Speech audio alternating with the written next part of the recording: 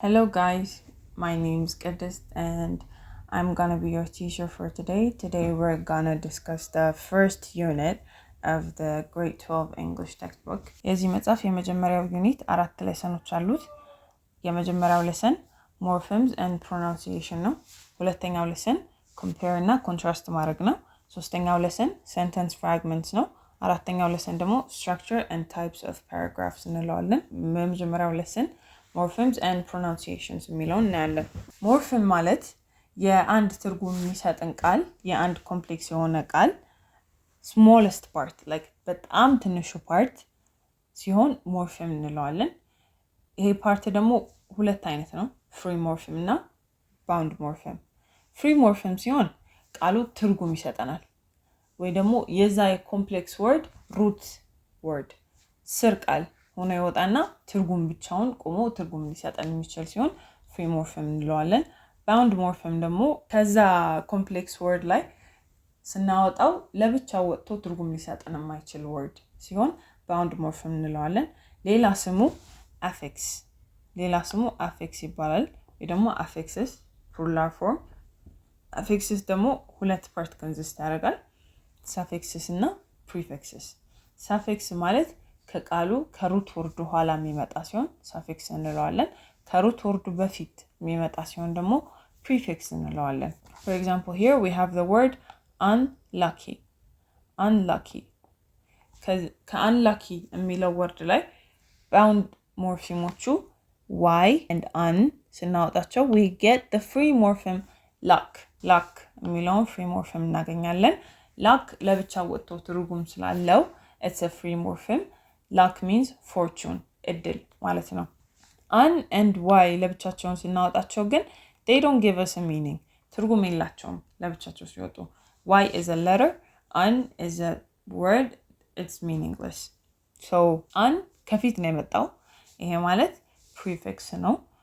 y ከኋላ ነው የመጣው፣ ይሄ ማለት suffix ነው። so ይሄ general ትርጉሙ ነው። but in this lesson በዚህ ግሬድ የምናየው ሁለት suffix bound morphemoችን ነው። ከመጨረሻ የሚመጡት ሁለት bound morphemes ነው፣ plural morpheme and past morpheme ይባላሉ። so the first one is plural morpheme. four main purposes አለው። the first purpose is ሁላችንም የምናውቀው singular noun ወደ plural noun ለመቀየር የምንጠቀምበት ነው። we've got dog, for example, a dog and ውሻ s እንጨምርበት መጨረሻ ላይ dogs ይሆናል፣ ብዙ ውሾች dogs ውሾች። ሁለተኛው አድቫንቴጁ ደግሞ የአንድን verb subject singular ነው plural ለማሳየት እንጠቀምበታለን። this means, for example, we have walk መሄድ. this is a verb, a normal verb. መጨረሻ ላይ s እንጨምርበት the plural morpheme s እንጨምርበት መጨረሻ ላይ walks ይሆናል walks. so walks ከwalks በፊት የሚመጣው ሁሌ singular subject ነው። we have he, she and it. she walks, he walks, it walks. ይሄዳል፣ ትሄዳለች፣ ይሄዳል፣ it ይሄዳል ነው የሚባለው በአማርኛ። so walks ሲሆን ከዛ ከቨርቡ በፊት የሚመጣው subject singular መሆኑ ያሳየናል ማለት ነው። and we have the pronoun her. አሁን in this case possessiveness ያሳየናል። plural morpheme ሌላ ጥቅሙ possessiveness ያሳየናል። so her የነበረው pronoun s እንጨምርበት መጨረሻ ላይ hers። እሷ የነበረው pronoun የሷ it belongs to her ይሆናል።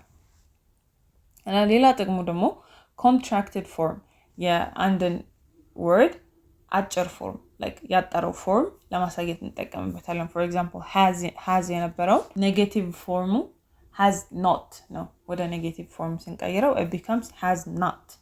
ከዛ ግን contracted form when we use plural morpheme hasn't ይሆናል። hasn't ይሆናል። so አሁን ደግሞ የምናየው the pronunciation of the plural morpheme s s ብቻ ነው የምናየው ወይ s. the pronunciation does not depend on the word. pronunciation የመጨረሻ ሌተር የዛ ወርድ የመጨረሻ ሌተር የዛ ቃል የመጨረሻ ፊደል ላይ አይደለም ዲፔንድ የሚሆነው የዛ ቃል የዛ ወርድ የመጨረሻ ሳውንድ ድምጽ line of pronunciation depend የሚሆነው ማለት ነው እና so s መጨረሻ ሲገባ ከዛ በፊት በነበረው ሳውንድ መሰረት ሶስት pronunciation ይኖረዋል s z and is. So for example, here we have if a word ends in s, z, sh, this is sh, this is j, this is ch, this is j. በእነዚህ ሳውንዶች የሚያልቅ ከሆነ አንድ word s የመጨረሻ pronunciation is ይሆናል is በp k t f th this is the th the okay በእነዚህ ሳውንዶች የሚያልቅ ከሆነ ስ ብለን ፕሮናውንስ እናደርገዋለን ስ ከዛ ደግሞ if a word ends in b d g l m as in like ምን ፕሮናውንስ እናደርጋቸው የሚወጡት ቃሎች አሉ አይደል በእነሱ የሚያልቅ ከሆነ ደግሞ ዝ በዝ ያልቃል pronunciation z ይሆናል for example we have girl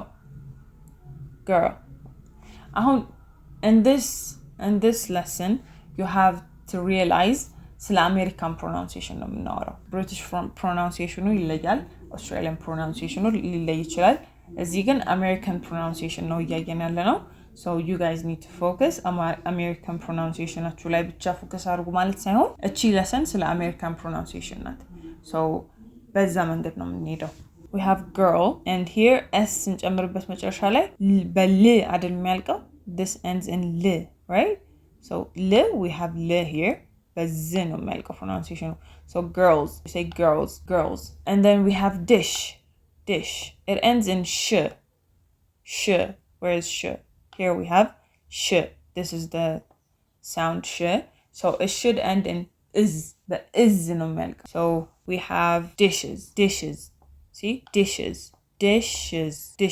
and then we have lap the word lap ends in p right here we have p so the pronunciation should be s it should be pronounced as s so we have laps and then we continue to past morphemes are added at the end to give a past form of a regular verb አንዱን regular verb past form ለማሳየት የምንጠቀመው past morpheme ይባላል past morpheme ደግሞ usually d or ed ነው የሚያልቀው በd ወይ በed ነው የሚያልቀው so here we have for example we have the regular verb hunt ማደን so we're gonna have its past form as hunted ማደን አድኖ ነበር ወይ አድና ነበር past form ነበር ማለት ነው so the past morpheme d ወይ ed pronounce የምናደርገው እንደ plural morpheme በሳውንዱ በመጨረሻው ሳውንድ ዲፔንድ ያደርጋል በመጨረሻው ሳውንድ መሰረት ነው pronounce የምናደርገው for example here and it gives three sounds it gives በመጨረሻው ሳውንድ መሰረት it gives three sounds we have t d and ed for example if the verb base ends in a baseless sound ማለት ልንጠራቸው ከባድ ያልሆኑ ሳውንዶች for example we have p f k h ch sh and th this is the th and don't confuse it with this one ይሄንን እንዳታሳስቱት they're different this is baseless ሲሆን the ሳይሆን the ነው the you don't really say it like አታውጡትም when it's voiced ሲሆን ግን the ነው የምትሉት the as in the ስትሉ the አላል you say it like that voiced ሲሆን baseless ሲሆን ደግሞ መጨረሻ ላይ እንደሚመጣው the okay በእነዚህ ሳውንዶች አሁን በbaseless ሳውንድ የሚያልቅ ከሆነ it's pronounced as t በbaseless ሳውንድ የሚያልቅ ከሆነ በvoiced ሳውንድ የሚያልቅ ከሆነ ደግሞ it's pronounced as d okay መጨረሻው ደግሞ t ወይ d ከሆነ t ወይ d የሚሉት ሳውንዶች ከሆኑ ደግሞ id ወይ ad በid ወይ ad pronounce ይደረጋል so we continue to the examples here we have fish so hey sh baseless sound ነው so it ends in fished ይሆናል ed ነው ግን fished ይሆናል baseless sound ይሆናል and we have buzz z is a voiced sound ነው so buzzed okay d ይወጣል and we have band የሚለው ደግሞ d የሚለው sound ነው so t ወይ d ሲሆን ወይ id ይነበባል ብለናል so banded and then we're gonna compare and contrast comparing እና contrasting ማለት እንደሆነ እናያለን comparing ማለት similarity ማመሳሰል ማለት ነው like የሆኑ ሁለት ሰብጀክቶች ወይ የሆነ ሁለት አይዲያ similarity መፈለግ ማለት ነው compare ማድረግ ማለት የሁለት አይዲያ similarity መፈለግ ማለት compare ማድረግ ማለት ነው የሁለት አይዲያ difference ማየት ማለት ደግሞ contrast ማድረግ ማለት ነው the difference is contrasting the similarity is comparing ከዛ for example we have she loves playing games in the same way she likes to read books she loves playing games in the same way she likes to read books አሁን እዚህ ላይ we have in the same way በተመሳሳይ መንገድ በዛው መንገድ እንደማለት ነው so በተመሳሳይ መንገድ ማለት እያመሳሰልን ነው right in the same way so እያመሳሰልን ነው okay ለጌም መጫወት ያላት ፍቅርና ለመጽሐፍ ማንበብ ያላት ፍቅርን እያመሳሰልን ነው so she loves playing games in the same way she likes to read books ማለት ልክ ጌም መጫወት እንደምትወደው ሁሉ መጽሐፍ ማንበብም ትወዳለች ለማለት ነው የምንጠቀመው and the second example here we have unlike his brother he's quite interested in the family business unlike his brother he's quite interested in the family business ከወንድሙ በተቃራኒ unlike ማለት ያልተመሳሰለ የተቃረነ ማለት ነው so ከወንድሙ በተቃራኒ የፋሚሊው ቢዝነስ ላይ ኢንተረስት አለው so ወንድሙ አይፈልግም እሱ ግን ይፈልጋል ፍላጎታቸው ተቃራኒ ነው ያለው so ለማነጻጸር የምንጠቀመው ነው ማለት ነው unlike so we are contrasting his and his brother's interests okay ከዛ ቀጥለን we're going to see sentence fragments lesson number 3 we're going to see sentence fragment ማለት incomplete sentence ሆኖ ግን ደግሞ complete ለመሆን ሌላ ፓርት የሚቀረው incomplete sentence ነው complete ለመሆን ሌላ ፓርት የሚቀረው እነዚህ ፓርቶች ደግሞ they are either a subject a verb or a complete thought የሚቀሩት ነገሮች ወይ ስም ነው ወይ ግስ ነው ወይ የተሟላ ሐሳብ ነው for example we have examples here example number 1 you could hide under their beds አልጋቸው ስር መደበቅ ትችላለህ you could hide under their beds ለምን የሚለው ጥያቄ ፎሎ ያደርጋል ይሄ ማለት እኔ ለምን ደበቃለሁ አልጋቸው ስር like is there a threat coming የሆነ የሚያስፈራ ነገር እየመጣ ነው መደበቅ ያለብኝ ምክንያት አለ ወይ we don't know ምንም ነገር የተነገረን ነገር የለም እዚህ ላይ so this is missing a complete thought የተሟላ ሐሳብ አይደለም ያለው እዚህ ላይ so ሙሉ አረፍተ ነገር አይደለም it's a sentence fragment ማለት ነው and the second example it says plays alone who man የሚለው ጥያቄ ፎሎ የሚያደርግ ከሆነ ያንን አክሽን ኢንአክት የሚያደርገው ሰብጀክት ያስፈልገናል ያንን ድርጊት የሚያደርገው ስም ያስፈልገናል ሰብጀክት ያስፈልገናል ያ ሰብጀክት ደግሞ የለም እዚህ ላይ ስለዚህ who የሚለው ጥያቄ ፎሎ የሚያደርግ ከሆነ it's missing a subject the fragment is missing a subject and then we have the third example a 12 years old boy a 12 years old young boy አቆመ እና ምን ሆነ ልጁ ምን አደረገ ሄደ መጣ ምንድነው የተፈጠረው እነዚህ ጥያቄዎች የሚመጡ ከሆነ so what and then ምናምን የሚሉ ጥያቄዎች የሚቀጥሉ ከሆነ we don't have a verb ማለት ነው ይሄ ልጅ ምን እንዳደረገ አናቅም ምን አክሽን እንደፈጸመ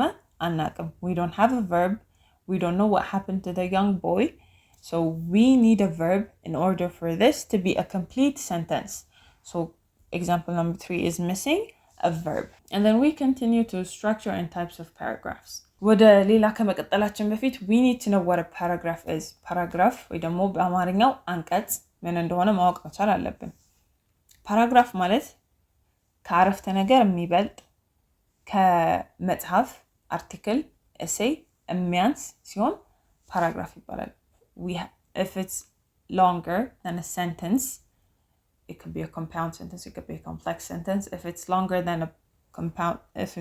than a sentence and it's shorter than an essay an article a book then we call it a paragraph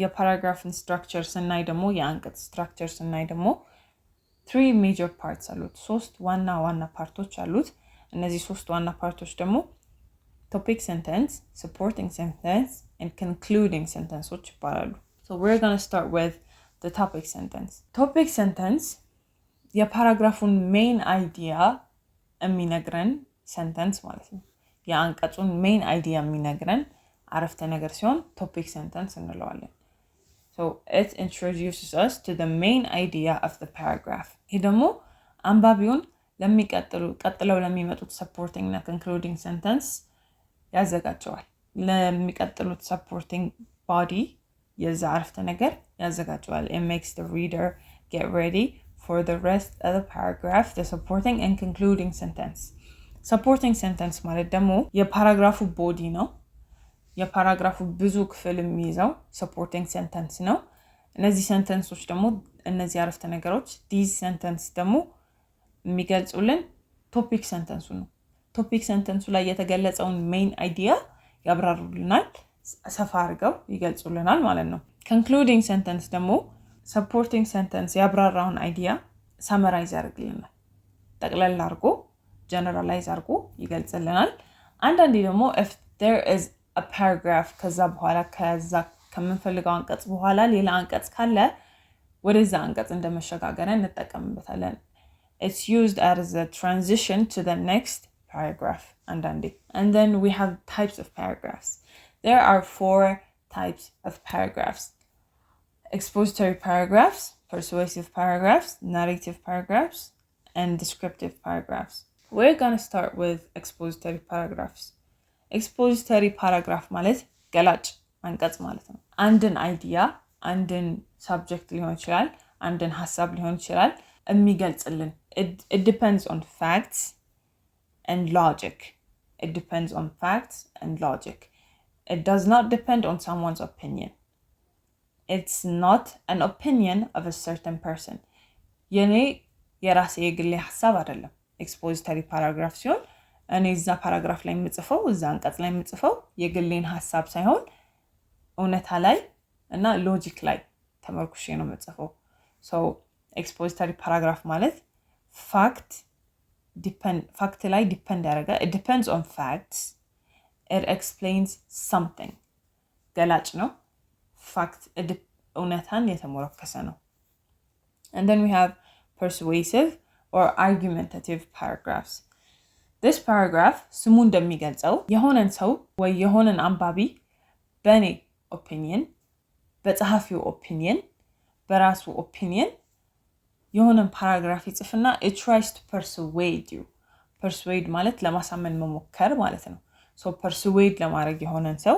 የሚሞከር ፓራግራፍ ከሆነ it's called persuasive paragraph ሌላ ስሙ argumentative paragraph የሆነበት ምክንያት ሰው ላይ ያስማማበት ይችላል ያኔ ሐሳብ ነው አይደል ሌላ ሐሳብ ሊኖር ይችላል የጸሐፊው ሐሳብና የሌላ ሰው ሐሳብ ሊለያይ ስለሚችል በዛ ፓራግራፍ argument ሊነሳ ስለሚችል it's also called argumentative paragraph so persuasive or argumentative paragraph it's based on opinions it's not based on facts and it discusses a single point that it's someone's opinion and tries to persuade the reader readerun persuade ለማድረግ እንጠቀምበታለን and then we have narrative paragraph ስሙ እንደሚገልጸው ይሄም ተራኪ ማለት ነው ይተርክልናል ስለ አንድ ሁኔታ ስለ አንድ ነገር ስለ ሆነ ሰው የኑሮ ሂደት ይገልጽልናል ብዙ ጊዜ ታሪክ ለመተረክ ነው የምንጠቀምበት ስቶሪ ቴሊንግ ላይ ነው ኢንቮልቭ የሚሆነው narrative paragraph ይሄ ማለት in English it explains an action or event when telling a story የሆነ የተፈጸመውን ነገር ወይ የሆነ ነገርን ሁኔታ ኤክስፕሌን ያደርግልናል ታሪኩን ይነግርልናል ማለት ነው narrative paragraph ላይ ኢንፎርሜሽን በጨመርን ቁጥር sentence በጨመርን ቁጥር ታሪኩ እየሰፋ ይሄዳል ተረካው እየሰፋ ይሄዳል and then we have descriptive paragraph descriptive ይሄም ስሙ እንደሚገልጸው አይምሮአችን ላይ ስዕል የሚፈጥር ፓራግራፍ ማለት ነው የሆነ ነገርን ወይ የሆነ ሰውን ሁኔታ የሚገልጽ ሲሆን descriptive paragraph እንለዋለን ይሄ ብዙ ጊዜ ኢንቮልቭ የሚሆነው ብዙ ጊዜ የሚገባው ተረካ ላይ ነው ስቶሪ ቴሊንግ ላይ ነው ኢንቮልቭ የሚሆነው ይሄ ደግሞ ሁሌ አይምሮአችን ውስጥ ስዕል ይፈጥርልናል የሆነ ነገር ኢንፎርሜሽን በጨመረ ቁጥር የዛ ነገር ወይ የዛ ሰው ወይ የዛ ነገር ምስል አይምሮአችን ውስጥ በደንብ ግልጽ እየሆነ ይሄዳል the picture in our mind becomes more vivid as information as sentences are added so we have examples የመጀመሪያው set of example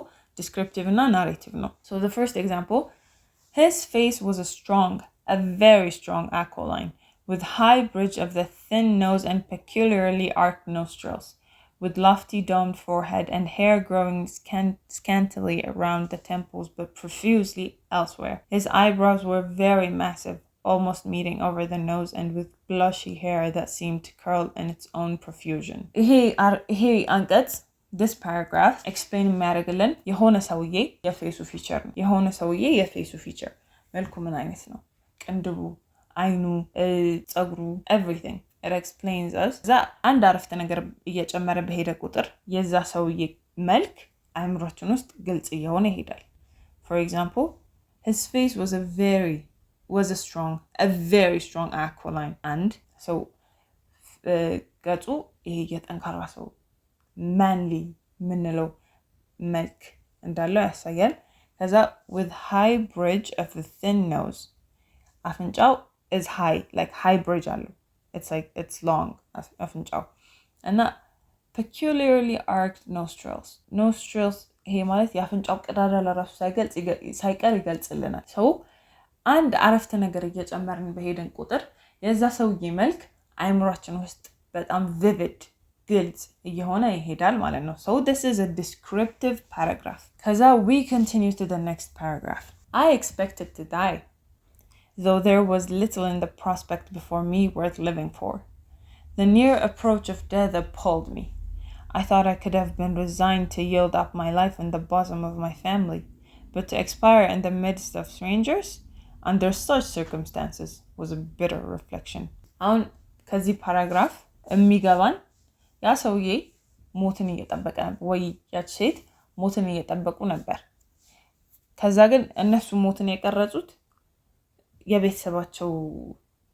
የቤተሰባቸው መሃል የቤተሰባቸው ቤት ውስጥ ምናምን እየሞቱ ያሉት ግን ወይ ደግሞ ሞት እየተጋፈጡት ያሉት ግን ከማያውቁት ሰው መሃል ነው ከማያውቋቸው ሰዎች መሃል ነው so this is telling us a story about that person and that situation ያ ሰው በዛ ሁኔታ እንዴት እንደነበር እየነገረን ነው እየተረከለን ነው so this is a narrative paragraph and then we have a third and fourth paragraph if men were rational in their conduct that is to say if they acted in the way most likely to bring about the ends that they deliberately desire intelligence would be enough to make the world almost a paradise in the main what is in the long run advantageous to one man is also advantageous to the other but men are actuated by passions which distort their view of feeling and impulse to injure others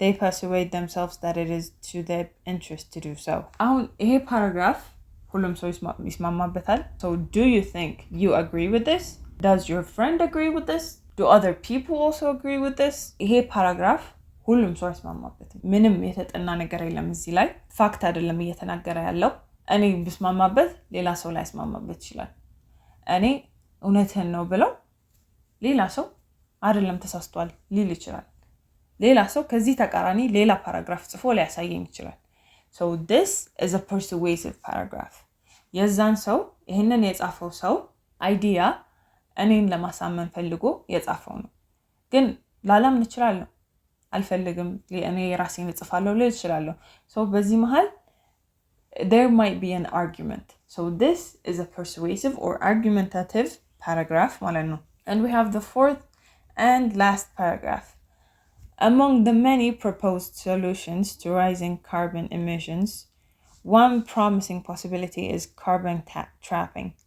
Scientists are figuring out how to pull carbon emissions out of the atmosphere and trap it in less harmful forms, such as by injecting carbon dioxide underground so it will turn into stone. Here, Zilai, it is telling us about actions that are going to be taken.